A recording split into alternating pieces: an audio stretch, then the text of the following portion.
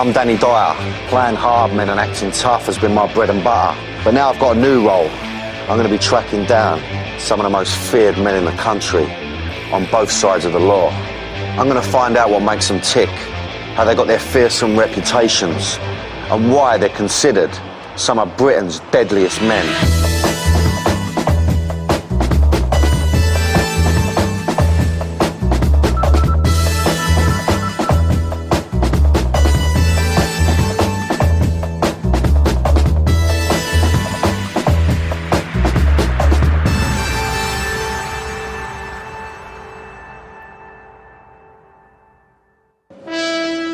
Paramilitary terrorist, loyal friend, suspected killer. At one time, Sam McCrory was Britain's most wanted man. I'm a good friend, I'm a bad fucking enemy.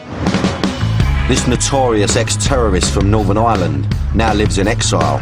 I want to find out what happens to a terrorist when they've lost the cause they're fighting for.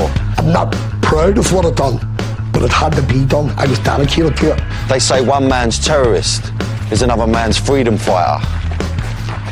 I'm going to find out for myself. I've come to the picturesque seaside town of Ayr in Scotland to meet Sam McCrory, an ex-paramilitary terrorist from the war-torn streets of Belfast. The Troubles was a 25-year battle between Catholics and Protestants for control of Northern Ireland. With the British Army stuck in the middle, nearly 4,000 people were killed. They have a bloodlust, and some of them certainly appear to be psychotic killers. Paramilitary groups from both religions were involved in everything from riots to murder. They were like football casuals, but they were football casuals with guns. At the age of 18, Sam was recruited into the outlawed Ulster Freedom Fighters, alleged to have killed over 100 people. These were hardline Protestants who wanted Northern Ireland to remain under British rule. They fought the Catholic IRA with a brutal violence to stop Northern Ireland from becoming part of the Irish Republic. Sam became the most ruthless and dedicated soldier of his generation and went to the ultimate lengths for what he believed in. He had a reputation for being a hands-on trigger person, there's no question about that. We were the business, it was us, there was no banner in us. I'd heard rumours that Sam was now living his life as an openly gay man. This is the first time he's ever told his story. Terrorist or freedom fighter? I'm going to meet the man and make up my own mind.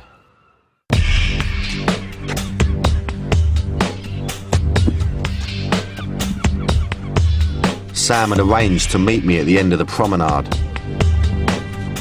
don't know what to expect, to be honest with you. I never do know what to expect in these situations. The first meet's always the toughest. Sussing each other out, you know what I mean? But I don't know, who he's going to be with. I don't know if he's going to be on his own. All I do know is that he's late.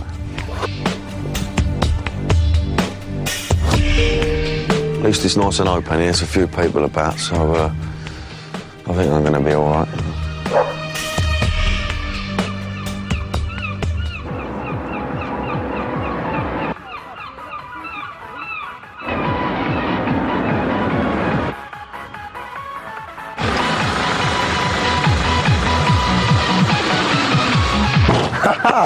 How are you, mate? How you doing, Billy? Good to meet you, bro. Right, pal, how are you? Pleasure, mate, yeah. Good. What a mad place to meet you. Do you like it? It's mad, mate, I tell you. It's quite a nice little setting, I've got Beautiful, to say. Yeah. beautiful. So you're going to take me on a little bit of a mission, yeah? Yeah, no problem. Let's have it. Where do you want to go? Do you want to go I don't know, to mate, I'm in your hands. I'm in your Okay, hands. let's go. All right, boys? All right.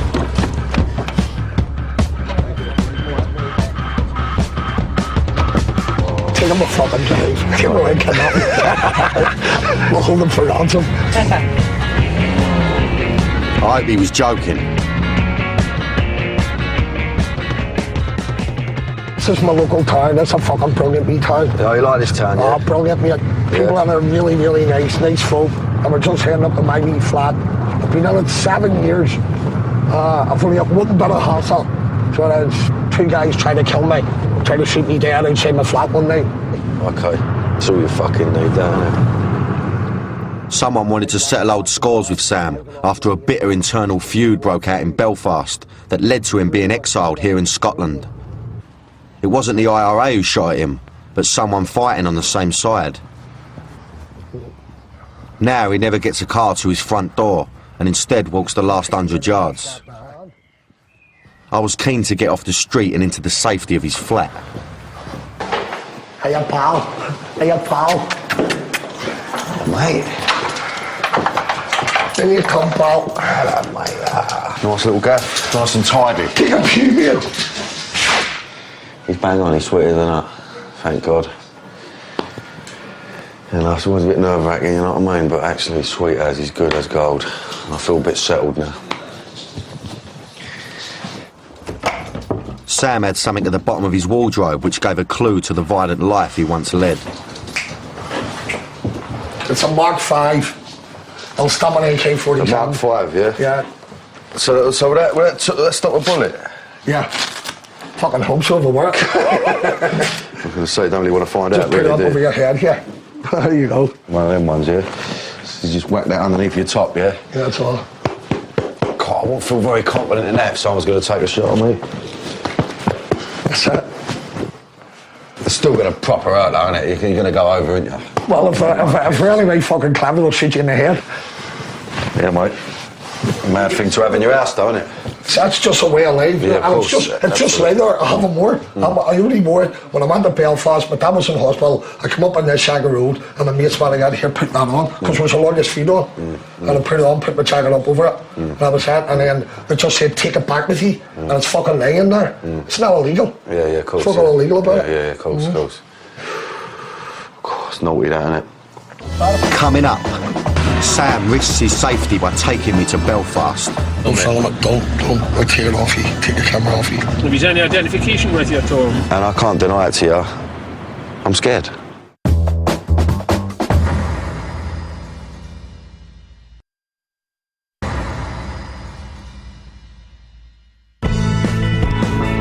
The struggle of the IRA has been well documented. But I'm on a journey to find out more about the other side, the loyalists who fought the IRA with a brutal terror of their own. I'm a good friend, a bad fucking enemy. Sam McCrory was a gunman in the Ulster Freedom Fighters' notorious unit, C Company. But after a bitter feud with his own organisation, he now lives in exile in Scotland, and his violent past still haunts him. 2 guys tried to kill me, tried to shoot me dead outside my flat one night. Sam grew up in Belfast in the 70s during the height of the Troubles. He was part of a lost generation, desensitised to violence after witnessing atrocities from a young age.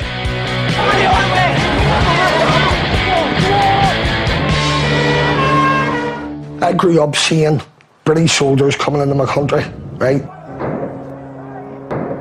Houses burning, buses being burnt, rioting, shootings. Right, so I was about 4 or 5.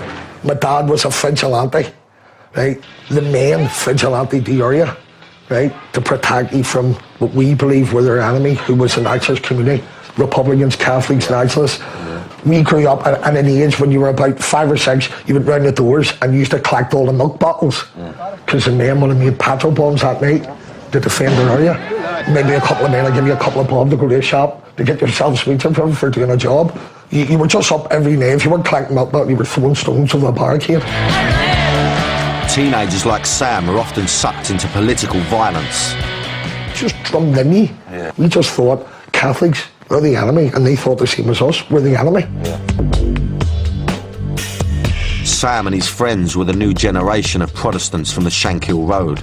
More militant, more dedicated, and more violent than anyone before. The IRA had the upper hand, so we decided to fight fire with fire and fight the IRA on a level battlefield, and they didn't like it. The man behind the balaclava in this old news footage is allegedly Sam McCrory. Filmed on Operation for C Company in the early 90s. C Company was run by Johnny Mad Dog Adair, Sam's best friend and military commander.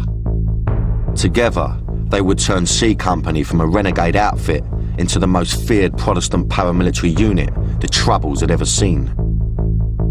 2 masked gunmen walked into this pub, shouted "trick or treat" and began firing indiscriminately. Catholics and Protestants had been drinking and socialising without division, and they were killed together. When the gunmen ran out of ammunition, they paused, reloaded, and began firing all over again.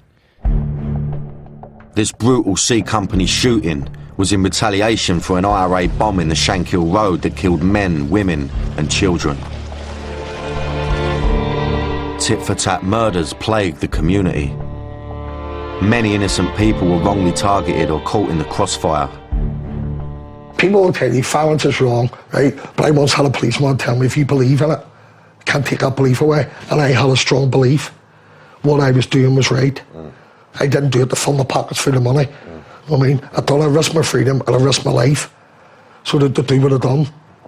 I mean, I'm not proud of what I done, but it had to be done. I was dedicated to it. But Sam lived a double life. Not only did he have to fight to protect his country, he had to fight to hide his sexuality. Being gay at the time in Belfast wasn't accepted, and being a terrorist made it even worse. So you're openly gay, yeah? You are. Yeah. And what was that like in the UDA? I mean, well, that was like a double life, because I found it very hard. Because see over there, because of the political situation, the sectarian situation, gays, they weren't needed. It was like, here's another problem. You know what I mean? There's enough fucking political problems. Who are these people?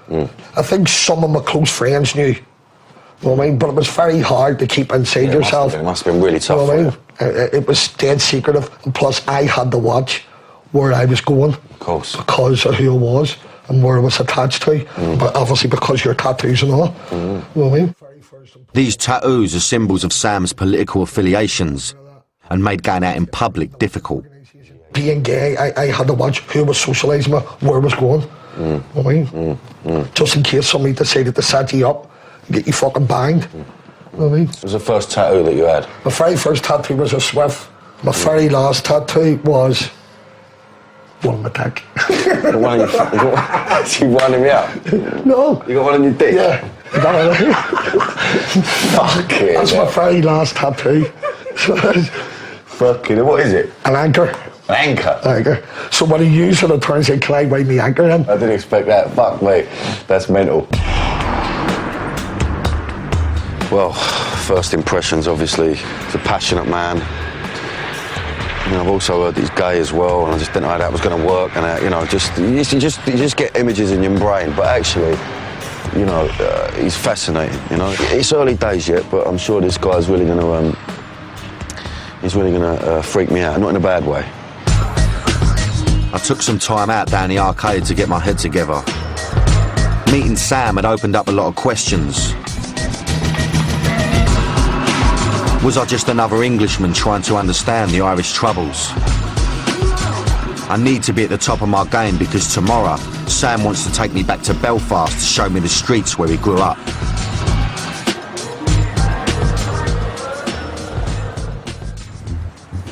Since moving to Scotland, he's only been back a handful of times, and always with strict security precautions in place. The danger is real, but Sam wants to show me what he fought and nearly died for. To understand his new life today in exile, I've got to go to Belfast to see it with my own eyes. Obviously, he doesn't live there no more. He can't live there no more. He's got a lot of enemies in Belfast. And it just makes me a bit wary. I feel safe around him, but yet when we start going to Belfast, it's a whole new ball game. And I can't deny it to you. I'm scared.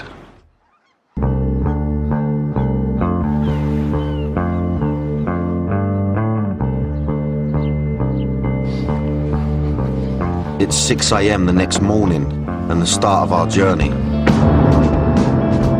Looking forward to it. Strange feeling getting back home. So that I slept like a log, but I was waking like that, me pretty excitement in my stomach. For security precautions, I'll travel to Belfast separately. I often get recognised, and I don't want to jeopardise the whole trip by drawing attention to him. Sam's chosen to take the ferry to avoid any hassle from the police at the airport. It's just one of these things, your past just comes back to haunt you most of the times. And as far as I'm concerned, which rightly so, I'm a convicted terrorist. Lots of things were racing through my mind, to be honest. I wasn't exactly looking forward to hanging out in Belfast with a film crew and an ex-paramilitary terrorist.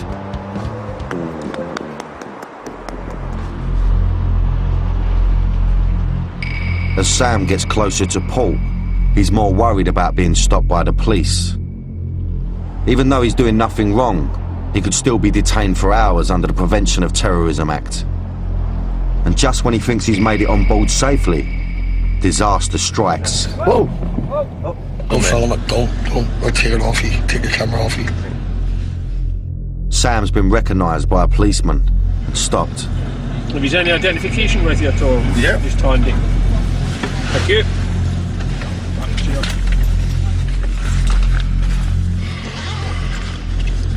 Thanks, sir. Thank you very much. Thought I recognised the jug, that was all. It's been a while, Sammy. It has, it's been a while. Thought I recognised the face. I know, there was a Skelly there, I just wanted to satisfy my curiosity. Of course you did. Of course you did. Thanks a lot. How long are you over filming? Just a day. Just a day. Coming back tomorrow. The mini hassle? Nah. Just going to do my documentary and that's it. Back home. No problem. Right, we'll let you get on, gentlemen. Thanks a lot, sir. See ya. Thank you. You notice my face and I'm wearing sunglasses. You look at that photo, that was me 10 years ago. Look at me now. A father, shaved head now, I have a tattoo on my face there. So I have no tattoos. But he still knew me. So he's like, strange, isn't it?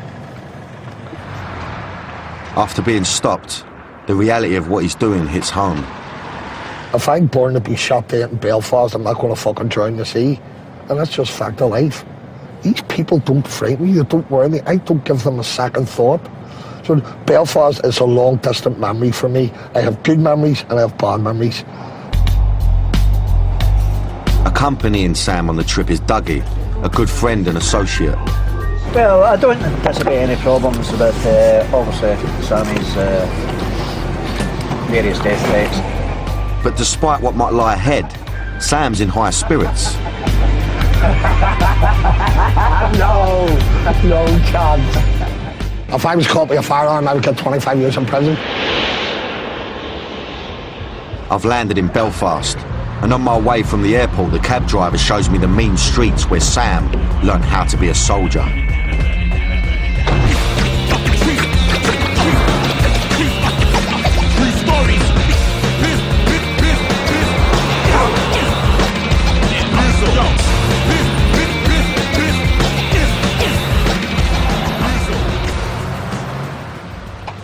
So, Donny, first time to Belfast, yeah? Yes, mate. Yep. Yeah, never been here before. You like it? I feel quite safe in your cab anyway, yeah? Good man. I haven't lost a passenger yet. That's what I like to hear. Cabbies have their own place in history in Belfast. It was often an easy way to tell a person's religion, so driving the streets was like running the gauntlet. Say maybe the IRA fund a Protestant taxi firm to pick someone up, then they killed them. Really? You know, so there was many taxi drivers killed. I'm from Shankill Road, so I couldn't go into the falls and have a pint of beer. Okay. Even though there's no way of telling the difference, you're not going to put yourself in a position where you feel uncomfortable. Yeah. Everyone knows everyone. Yeah, of course. The Protestant Shankill Road and Catholic Falls Road were the main hotspots for sectarian violence. It was one of the two roughest roads in Western Europe. The Falls was the other one, the running parallel. It was a war zone, frankly. I mean, there was incidents every single day, whether it was shootings, attempted shootings, whether it was bombings, whether it was hijackings, whether it was riots. You had everything there.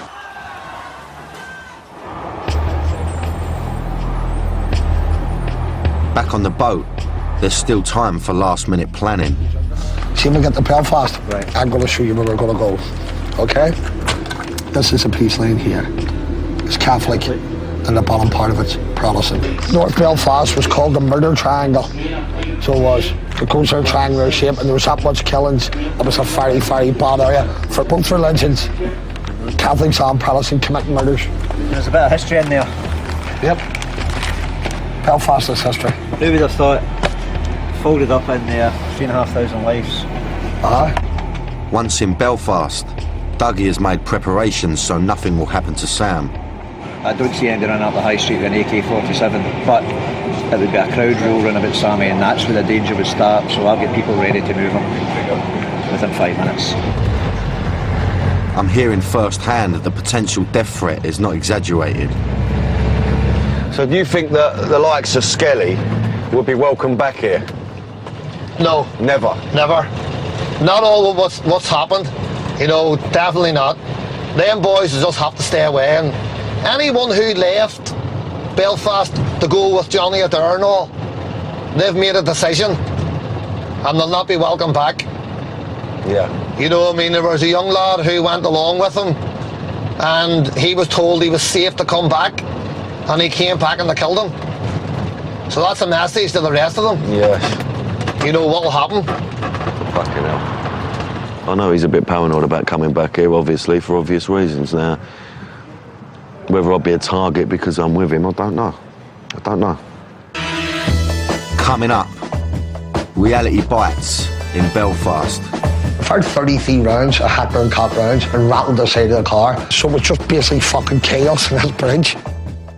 It's obviously a very emotional thing for him.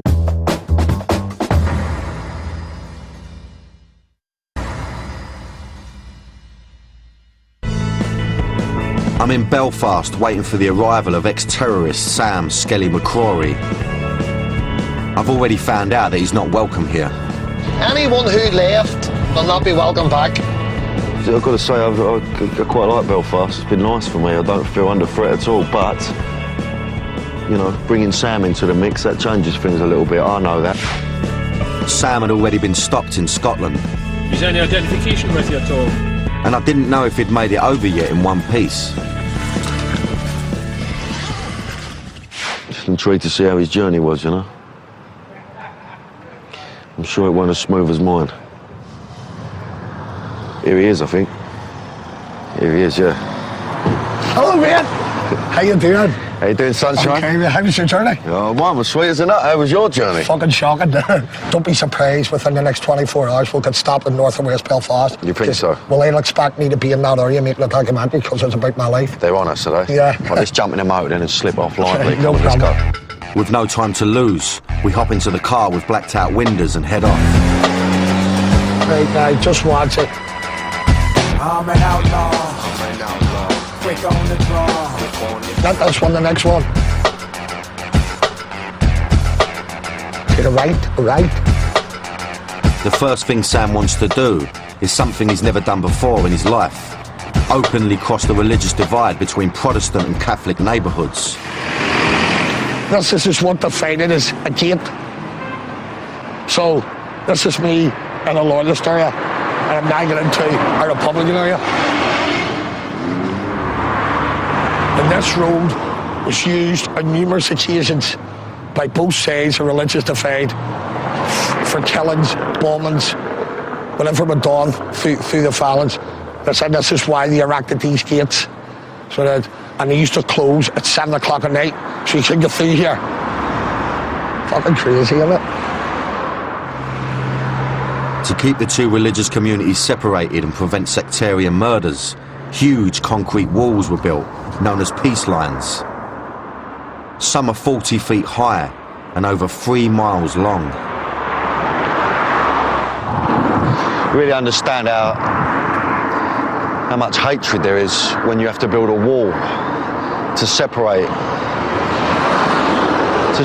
human beings at the end of the day. You know, it's pretty drastic measures. And it's only when you see it and how high it is when it really hits home, you know? Sad state of affairs. The sooner I take these stupid things down, the better. Right? But I'm quite enjoying this. So,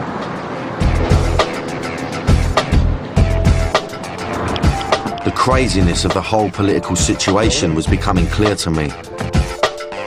Sam is a product of his environment, but if he'd been born on the other side of the fence, it would be a different story. that this here was nationalist and Republican, and I was born here. So as you can see, if I'd been born 50 yards that way, I'll probably be in the IRA. So I'll fight the British. It's high close. It's still early in the morning, and Sam decides it's safe to visit his old stomping ground. This estate was the power base for C Company, the most feared paramilitary unit the Troubles had ever witnessed. Different memories coming here. I've actually don't even give it much thought anymore. But this was my old stomping ground, this place here. This was the heart and the base of 2nd Battalion C Company. But sadly it is no more. Used to be our office, now a house, but it used to be our office. This is where everything took place. Organised street demonstrations, military operations. This was it all here. In the early 90s, the area was heavily patrolled by the army, but it wasn't enough to stop C Company from allegedly murdering as many as 100 Catholics. The men in the black balaclavas ruled these streets of West Belfast, and the man in charge was Johnny Mad Dog Adair, the feared military commander of C Company. Skelly and Johnny were extremely close. I mean, each of them knows where the other secrets are buried. Sam and Johnny's friendship was unbreakable, and together they would take their political struggle to an unprecedented level of brutality. Johnny Adair will always be my close and loyal best friend in the world. I will never ever betray him. He's my friend and I love him to death. Sam's other close friend was Steve McKeague, aka Top Gun, who died of a drug overdose in 2000. He was a dedicated loyalist, okay, a good friend and a dedicated loyalist and a cracking member of 2nd Battalion C Company. They had an award ceremony for Volunteer of the Year, and McKee used to win it constantly in the 1990s. He was one of the most ruthless assassins the Troubles has produced, but Skelly would have been up there with him. It was just quite sad that Stevie's not around anymore. It was dawning on me how important friendship and loyalty was to Sam. He was even prepared to kill or be killed for it.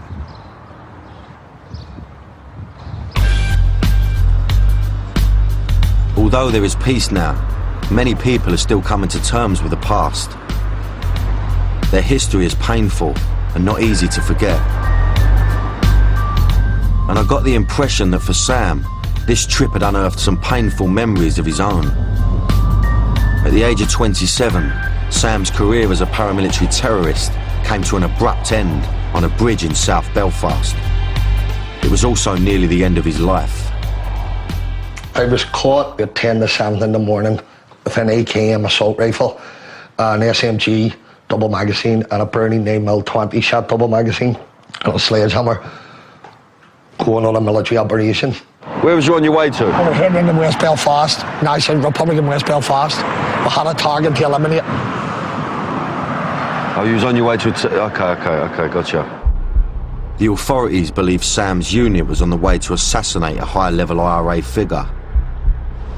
After a tip-off, they were ambushed by a SWAT team armed to the teeth and prepared to use deadly force to stop them. I remember getting the ridge of the bridge and I seen the fucking police car and it was parked across the bridge. They started firing on a car. We jumped out the bottom of the car to run back away and the car was sliding along the bridge and all the bullet holes were in the side of the car and all you and they fired 33 rounds, a hacker and cop rounds. The driver gets shot in the leg. One of my arm men gets knocked down, so it was just basically fucking chaos in this bridge. Really? I thought it was an Oliver. Yeah, you thought that was, yeah. And more so even when it was on the ground, he was pushing the gun in the back of my head. And he was going, "You're dead, you bastard, you're dead." It's a fucking story, that is fucking hell. Sam was sentenced to 16 years for conspiracy to commit murder and possession of firearms with intent to endanger life. The Crown opposed bail because of the risk of further offences, given what he called the murderous activities of the UFF. Sam was sent here to the most secure prison in Northern Ireland, the Maze. Inside its walls were some of the most dangerous men in the country, responsible for bombings, directing terrorism and cold-blooded murder. I've heard a lot about this place. Seen a lot of it on the news, but when you actually get here, it looks so intimidating, grey and just like, you know, we haven't been given permission to film in there, so it isn't such a bad thing really. I don't really fancy walking about in there, you know. There was 52 people on the two wings, and I knew 40 of them. Yeah. And a lot of them were from Ashanka Road, who were my friends. Yeah. That was our home, so we made it our home. When you look at those prisons, they're all working class boys. Both sides, Republican lawyers, there's no fucking upper class or middle class people in jail. No. The Maze's reputation as a hellhole was a far cry from the reality of incarceration on Sam's wing. They enjoyed privileged status as political prisoners and even had conjugal rights. Sam was regularly visited each month by his partner, Harry. The authorities, I think, turned a blind eye to what was going on in the maze. I mean, they had everything. They had drugs, they had mobile phones. I mean, they had conjugal visits. They bribed prison officers so they could have sex with their partners. All this happened. One Halloween, I think it was 1998, they had a firework display. And people reported driving on the motorway past the prison seeing fireworks flying into the air. This was not the top security prison that people thought it was. It was said that some of the best parties in Northern Ireland took place inside. Believe it or not, these party photos were taken inside the maze and show the summer barbecue that Protestant prisoners and their families held annually.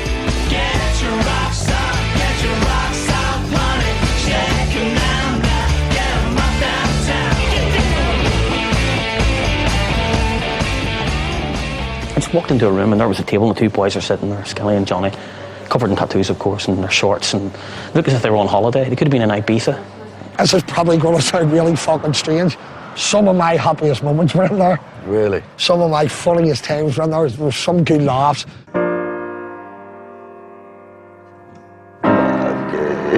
It's a shock, really. You know, it's prison. At the end of the day, it is prison. You're losing your freedom. It's a punishment. Actually, it wasn't that vibe, clearly. But these are very powerful people who still had a big sound society even behind here. Sam was a military commander inside the maze, and one of the prisoners' Secretary of State, Mo Molan, visited for controversial peace talks. You can film this place up and down the two wings. You can ask anybody what they want. They'll answer the question for you, lad. In 1998, Sam was released along with 428 other prisoners as part of the historic Good Friday Agreement. It was an uncomfortable moment for many in Northern Ireland, but essential for peace and reconciliation. What you did was inhuman. Try to become human again.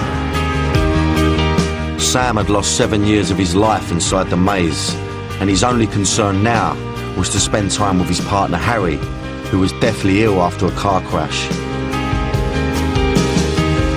He shunned the glare of the media spotlight and moved to Scotland to be with him, before it was too late. I come over here and I looked after my partner. I moved here on a Sunday and I nursed him till he died the 10th of January 1999. So he died on a Sunday morning. I was in love with the guy was in love with me, and we worshipped each other. Death is a strange thing. I should have been used to it. I've lost that many people. But I'll never forget him. I'll never forget that day. And yeah, he was a lovely man. He was a delightful man. And he'd give me the earth and I'd give him the stars out of the sky.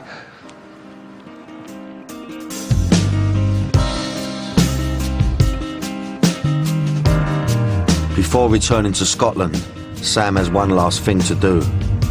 He wants to pay tribute to his fallen comrades and friends who were killed during the Troubles. There's an awful lot of loyalist paramilitaries buried here.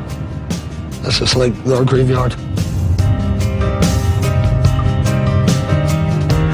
Almost 4,000 people lost their lives in Northern Ireland during 25 years of political violence. I always find it quite, it's quite a moment coming to a cemetery anyway, you know, so it's always a bit, whole mood changes, it all gets a bit tense, but, I mean, he's a tough guy, you know, but you can't help but think, you know, get a sense that he's, you know, it must be a moment for him to come over here, you know, he's sort of, I've left him to it really, he's just wandering about looking for Top Gun's grave now. It's obviously a very emotional thing for him, you know, I don't want to question him too much, you know. Just let him get on with it. It's been a sobering journey for me. I understand now that Sam was a foot soldier in a political struggle that had spiralled out of control. Death was commonplace, and lots of innocent people were caught up in the violence. When peace eventually broke out in Northern Ireland, Sam couldn't share in it and was forced into permanent exile in Scotland, where the next chapter of his life awaited as an openly gay man. Coming up. Yo! Bastard, get away! No, get it, Link! Skelly! Don't want blood in the hands. I meet Johnny Mad Dog Adair. Next thing, boom, someone came up behind me and shot me in the head. Oh, fucking hell. Mad Dog. I mean, it says it all really, doesn't it? I'm a gay icon, so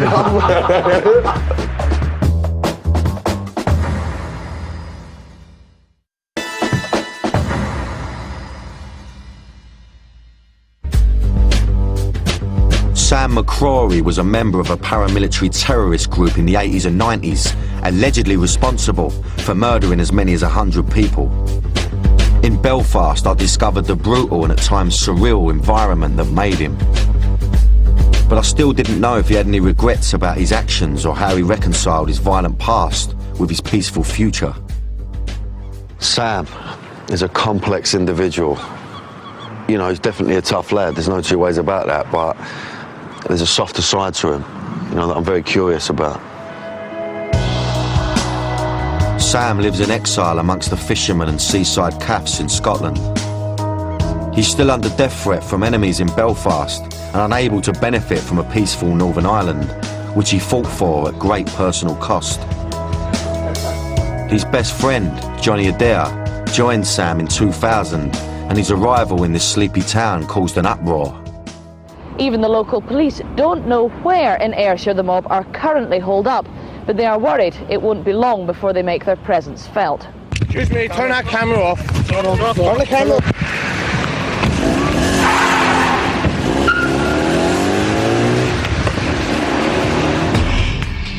Johnny Adair lives in the next village 5 miles away from Sam, and I asked to meet him. These two had fought together, been to prison together, and nearly died together.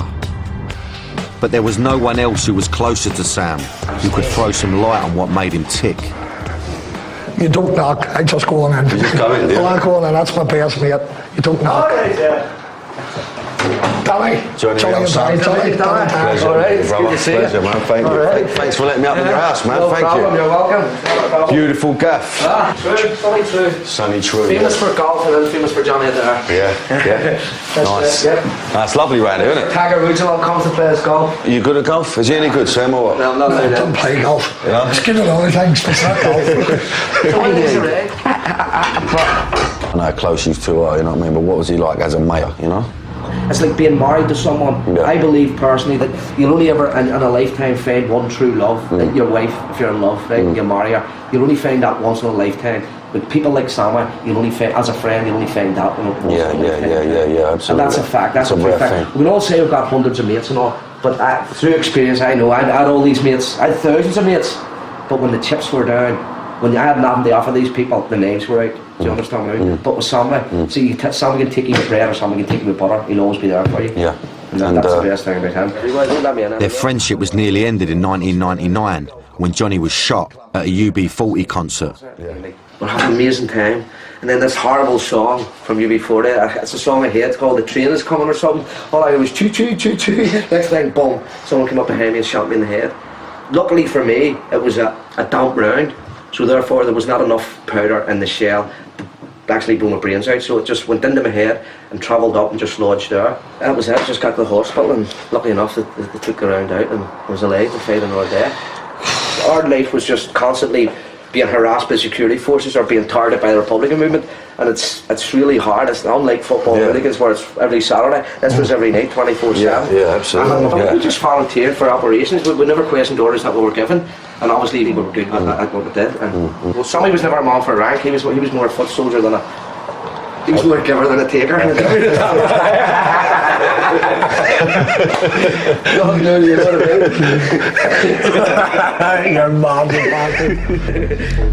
I had to keep reminding myself that I was standing in a kitchen with two of the most notorious terrorists from Northern Ireland. They've never been charged with any specific murder and were reluctant to talk to me about certain details. Understand legally? Legally? Absolutely. No, we can't. So fucking can't. No, the rumour has it, no? No, rumour has it. What remains unsaid speaks volumes about the dark secrets that Sam and Johnny must share. Hearing them talk so casually about political violence, even cracking jokes, was a mad, surreal experience. And I felt drained afterwards. Oh, fucking hell. Mad dog. I mean, it says it all, really, doesn't it? Now, I was very interested to see what their relationship was like. And, you know, it's obvious they've been through a lot of shit together, these two. Today in Scotland, Sam is determined to make the most of his freedom and live life to the full.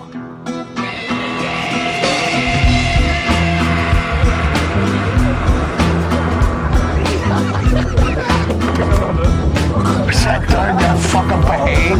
Yo! Got it, Link! Skelly! Come here, you slippery fuck. Fuck's he is real amateurs. Two?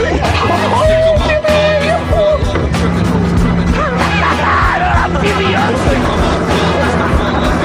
Don't want blood in my hands.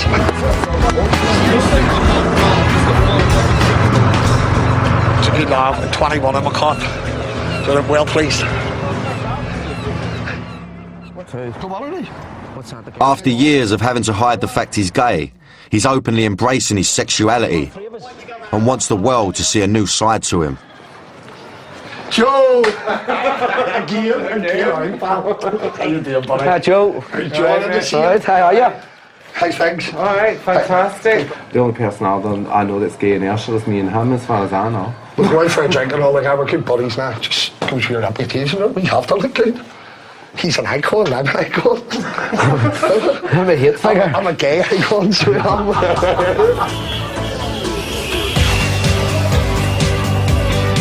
Every year he attends gay pride marches around the country and has been welcomed by the gay community. I just believe in equality for everybody. Gays, straight people, black, white, Asian, Indian. You know, we should all be able to live in a multicultural society without prejudice. Lots of people in the gay community up and down this country who knew what I was and they don't judge me, they judge me as I am today. My past is my past until the day I die. That will follow me. I can't change it.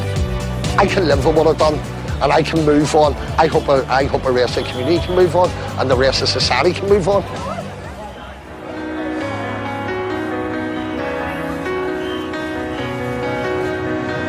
There are no winners and losers in Northern Ireland's history.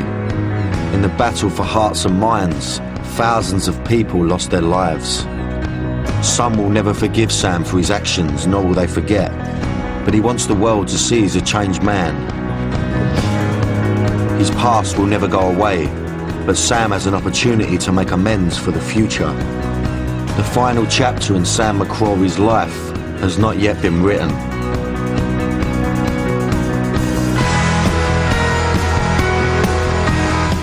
Tomorrow at 10, SAS legend Chris Ryan lands in Colombia in a brand new episode of Elite World Cops. After the ads tonight, though, Spock's back in Star Trek.